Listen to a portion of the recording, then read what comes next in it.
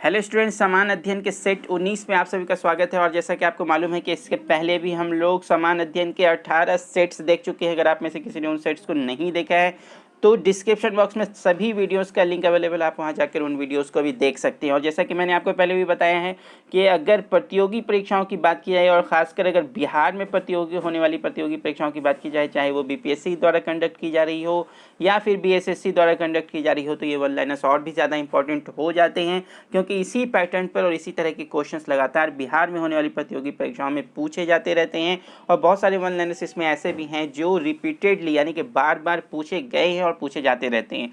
तो बहुत ही ज़्यादा इंपॉर्टेंट वन लाइनर्स को इंक्लूड किया गया है आपके इन वीडियोस में, इन प्रैक्टिस सेट्स में। 18 सेट्स ऑलरेडी हम लोग पहले देख चुके हैं और आज के इस सेट्स में हम लोग 19वां सेट देखने जा रहे हैं। और ख़ासकर अगर बात करें बिहार में होने वाली प्रतियोगी परीक्षा यानी कि बीपीएससी जो प्रतियोगी परीक्षा अभी हाल में लेने जा रही है, लगभग 1,71,000 टीचर्स की बहाली होनी है अलग अलग स्तरों पर। और हर स्तर की अगर बात की जाए और उनके सिलेबस को देखा जाए, उनके पाठ्यक्रम को देखा जाए, तो आप देखेंगे कि समान अध्ययन को हर लेवल पर इंक्लूड किया गया है। समान अध्ययन को हर लेवल पर इंक्लूड किया गया है। और समान अध्ययन एक बहुत ही इम्पॉर्टेंट हिस्सा है, बहुत ही इंपॉर्टेंट भाग है, जिससे बहुत सारे क्वेश्चंस बनने की संभावनाएं हैं। तो इसको पढ़ने से ज़्यादा ज़रूरत है कि जो पढ़ा है उसे याद रखें। और सबसे अच्छा याद रखने का तरीका ये होता है कि आप प्रैक्टिस सेट्स को लगातार देते रहें। Effective on track practice sets, इसीलिए हम आपके लेकर आए हैं प्रैक्टिस सेट्स। जी हाँ, इसमें बहुत ही ज़्यादा इंपॉर्टेंट वन लाइनर्स जो अक्सर एमसीक्यू यानी कि वस्तुनिष्ठ प्रश्नों के रूप में आपको आपके प्रतियोगी परीक्षाओं में देखने को मिलते हैं। अगर आप में से किसी ने बिहार में होने वाली प्रतियोगी परीक्षाओं में भाग लिया है तो आप बखूबी समझ रहे होंगे कि ये सारे वन लाइनर्स कितने इंपॉर्टेंट हैं। इसलिए आपको मैं सजेस्ट करता हूँ कि वीडियोज़ को स्किप ना करें, और ना सिर्फ इस वीडियो को बल्कि इस तरह की जितनी वीडियोस आपके अपने चैनल पर लगातार अपलोड होती रहती हैं उनको देखें और सबों को बार बार देखें, ताकि कम एफर्ट में आपको देखते देखते ये सारे वन लाइनर्स याद हो जाएं और इससे जो भी क्वेश्चन बनकर आपके सामने आए तो आप उन्हें आसानी से बना सकें। तो चलिए आपका ज़्यादा वक्त ना लेते हुए शुरू करते हैं। वन लाइनर्स क्या क्या हैं सेट 19 में जो इंक्लूड किए गए हैं, चलिए देखते हैं आज के इस वीडियो में। और उससे पहले एक छोटी सी गुजारिश है कि अगर आप चैनल पर नए हो, चैनल को सब्सक्राइब नहीं किया है तो चैनल को सब्सक्राइब कर दें और बेल आइकन को भी प्रेस कर दें, ताकि इस तरह की सारी यूज़फुल वीडियोस आपको मिलती रहे और आपकी तैयारी अच्छी तरह हो सके। तो चलिए स्टूडेंट देखते हैं कि क्या कौन कौन से वन लाइनर्स को इंक्लूड किया गया है। तो पहला आप देख सकते हैं ऑन द स्क्रीन, हीराकुंड परियोजना महानदी के प्रवाह को नियंत्रित करती है। जी हाँ, एक क्वेश्चन तो इससे ही आता है कि हीराकुंड परियोजना आपका किस नदी पर है, तो एक आपका इसका जवाब, एक उत्तर क्या हो गया कि महानदी पर है। और फिर उसी को घुमा कर पूछा है कि ये किस नदी के प्रवाह को नियंत्रित करती है, तो आपको याद रखना है कि ये हीराकुंड परियोजना जो है महानदी के प्रवाह को नियंत्रित करती है। जी हाँ, क्वेश्चन किसी तरह का भी आए, अगर ये फैक्ट आपके माइंड में है तो आप आसानी से उसका आंसर दे पाएंगे। फिर दूसरा क्वेश्चन है, सिक्किम राज्य में, जी हाँ, सिक्किम राज्य में सबसे अधिक कौन सी जनजाति पाई जाती है। ये क्वेश्चन बीएसएससी द्वारा पूछा जा चुका है, तो आप याद रखेंगे लेपचा जनजाति है जो सिक्किम राज्य में सबसे ज़्यादा पाई जाती है। जी हाँ, सबसे ज़्यादा पाई जाने वाली जनजाति का नाम जो सिक्किम राज्य में पाई जाती है वो क्या है, लेपचा। उसके बाद फिर आपका क्वेश्चन आता है कि मक्का कहाँ है, तो आप याद रखेंगे कि मक्का सऊदी अरब में है। जी हाँ, सऊदी अरब में है मक्का। फिर आपका क्वेश्चन आता है द प्रॉफिट, ये एक बहुत ही प्रसिद्ध बुक है और इसके लेखक कौन है, ये क्वेश्चन बीपीएससी ने खुद पूछ रखा है और ये बीपीएससी का फेवरेट क्वेश्चन है। बहुत सारे वन लाइनर्स इसमें बहुत ज़्यादा इंपॉर्टेंट हैं जो लगातार आपके और ख़ासकर बिहार में होने वाली प्रतियोगी परीक्षाओं की अगर बात की जाए तो आते रहते हैं।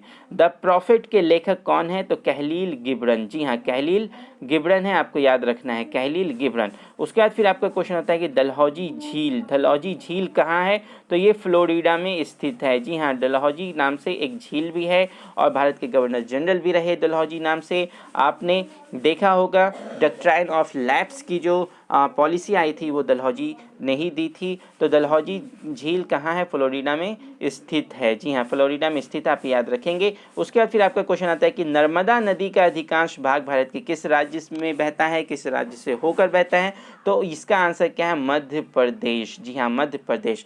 बहुत ही इंपॉर्टेंट सेशन स्टूडेंट्स, वीडियो को लाइक कर दें, शेयर कर दें और अगर अभी तक चैनल को सब्सक्राइब नहीं किया है तो चैनल को सब्सक्राइब भी कर दें, ताकि इस तरह की बहुत सारे यूज़फुल वीडियोस जो लगातार आपके अपने चैनल पर अपलोड होते रहते हैं आप तक पहुंच पाएँ और आपकी तैयारी अच्छी हो, फिर सफलता भी आपको प्राप्त हो।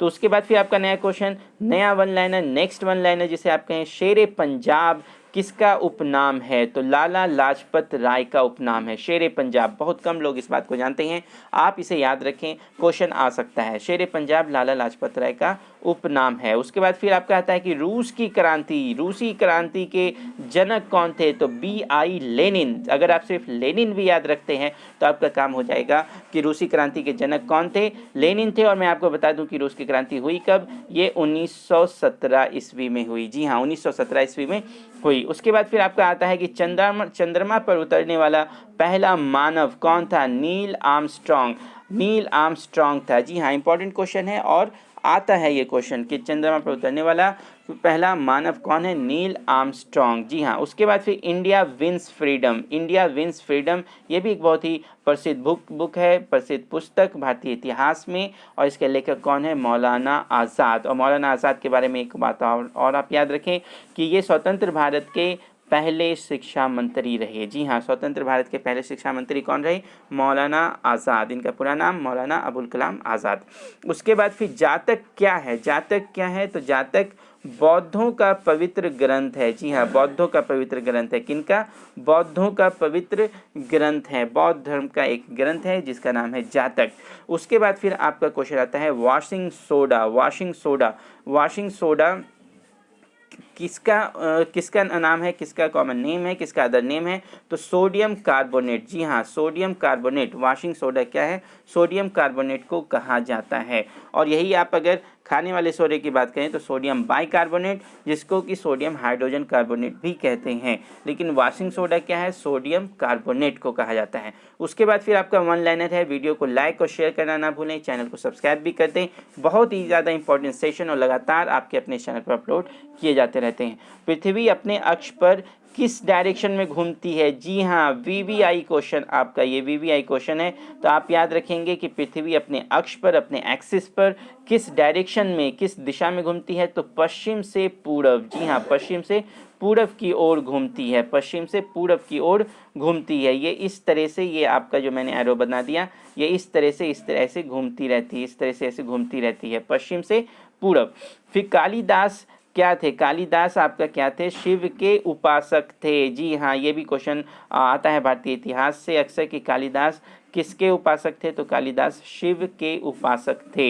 ये भी आपको याद रखना है। फिर मिस्र की राजधानी, ये भी BSSC ने पूछा है। अभी BSSC 2014 में जो आपका एक संयुक्त इंटर स्तरीय परीक्षा हुई थी, वो 2014 में निकली थी। हालांकि परीक्षा तो बाद में हुई, बहुत बाद में हुई, और हाल में ही इसका प्रोसेस कंप्लीट हुआ है।